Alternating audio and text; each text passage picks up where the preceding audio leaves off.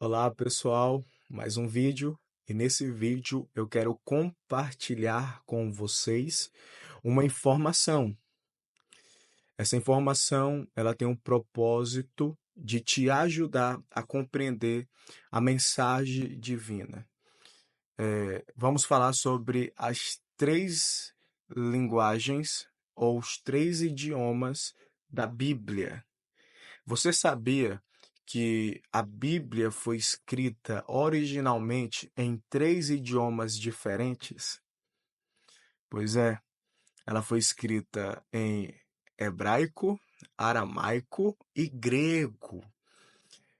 Os autores bíblicos, os profetas e os apóstolos, foram usados para escrever em linguagens diferentes. Quando eu digo linguagens, a língua, não o assunto. Embora estivessem em culturas diferentes, o propósito era só um: anunciar a vontade de Deus. E vamos começar então pelo hebraico. O hebraico, que é uma língua muito antiga.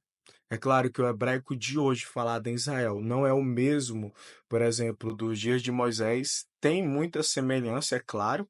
Não houve grande variação, mas existe uma diferença sim, até na escrita. Porém, o hebraico é uma língua muito linda. Eu amo o hebraico porque é uma língua bela e profunda. Inclusive, os judeus chamam ela de Lashon HaKodesh, a língua santa, porque foi por meio delas que a Torá, o que nós chamamos de Pentateuco, foi escrito, os cinco primeiros livros da Bíblia. De Gênesis a Malaquias, todo o Antigo Testamento, ou também Taná, foi escrito em hebraico, com exceção de algumas passagens que vamos ver mais à frente. Mas aqui fica evidente que o hebraico foi uma língua usada pelos profetas para tanto anunciar ao seu povo diretamente, como também para registrar a mensagem divina. Agora, o segundo idioma, que é o aramaico. O aramaico, ele está presente em algumas passagens bíblicas do Antigo Testamento, como, por exemplo, o livro de Esdras. Nós temos a presença do aramaico no capítulo 4, do versículo 8, até o capítulo 6, no versículo 18, como também no capítulo 7, do versículo 12 ao 28. E também Jeremias 10:11 foi escrito em aramaico. Porém, a maior porção ou a maior passagem com aramaico se encontra no livro de Daniel, que é do capítulo 2, versículo 4 até o capítulo 7, versículo 28. Toda essa passagem foi escrita em aramaico. Talvez você está se perguntando, mas da onde o aramaico surge nas escrituras? Muito bem.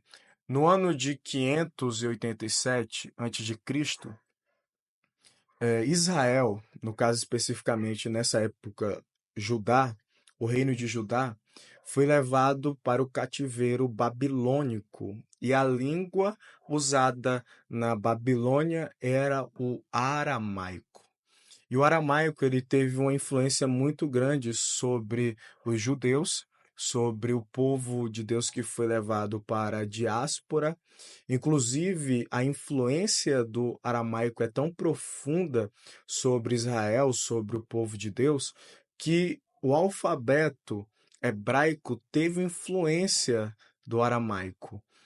Inclusive no Novo Testamento, e depois eu vou fazer um vídeo sobre isso, vemos claramente a influência do aramaico, porque no Novo Testamento algumas expressões usadas pelos apóstolos e pelo próprio Senhor Jesus expressões aramaicas.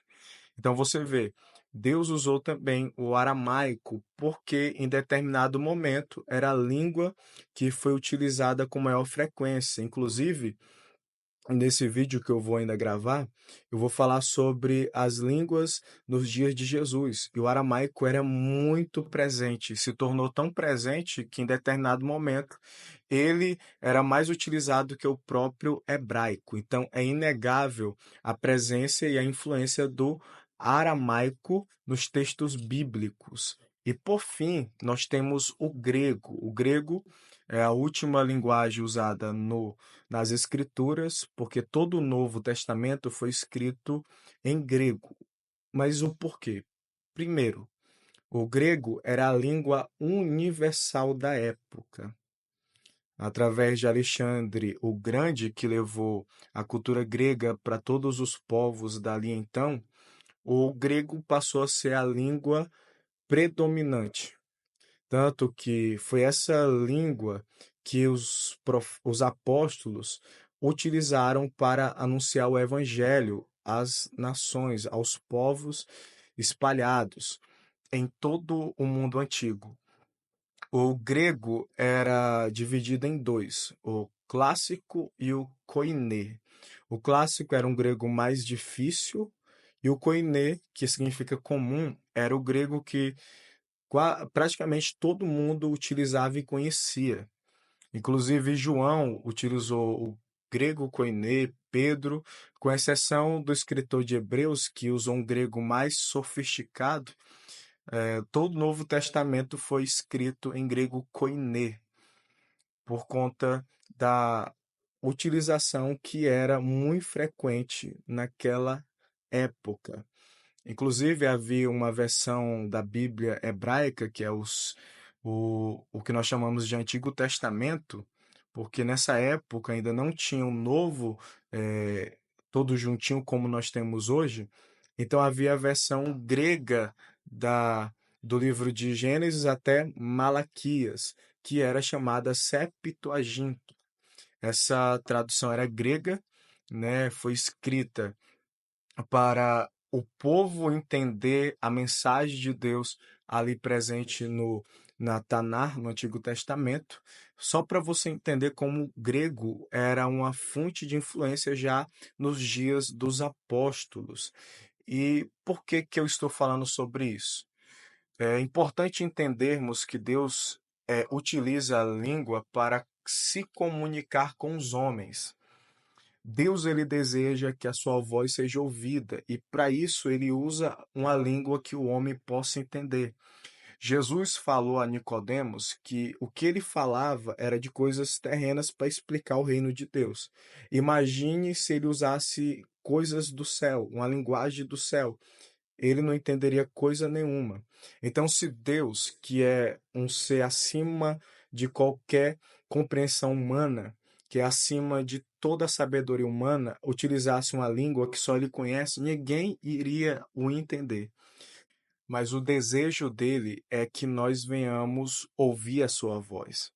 Por isso, além de ele ter escolhido essas três línguas diferentes para falar com o homem, ele permite que a sua palavra seja traduzida em nossa língua, por exemplo, que é o português, para que nós venhamos ouvir a sua mensagem. Portanto, devemos dar graças ao nosso Deus pela sua bondade, de tal forma que decidiu falar conosco, de maneira que eu e você venhamos conseguir entendê-lo. Olha como ele é bom. Nós temos que bem dizer o nome dele, porque verdadeiramente ele se manifesta aos homens. Então, pessoal, espero que tenham gostado do vídeo. Vou encerrar aqui o vídeo para não ficar muito longo e até o próximo.